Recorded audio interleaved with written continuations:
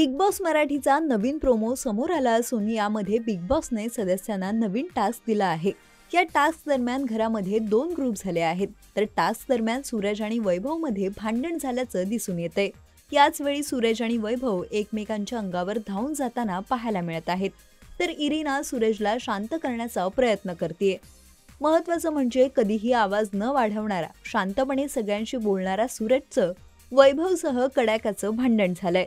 तर सूरजला आता गेम कळू लागलाय असं म्हणायला हरकत नाही। बुलेट ट्रेन या टास्क दरम्यान घरातील सदस्य 2 ग्रुपमध्ये विभागले गेले असून या ग्रुपमध्येही वादविवाद झालेला पाहायला मिळतोय। परंतु सूरज आणि वैभव मध्ये झालेल्या भांडणाने बिग बॉसच्या घरातील वातावरण तापलेलं दिसतंय।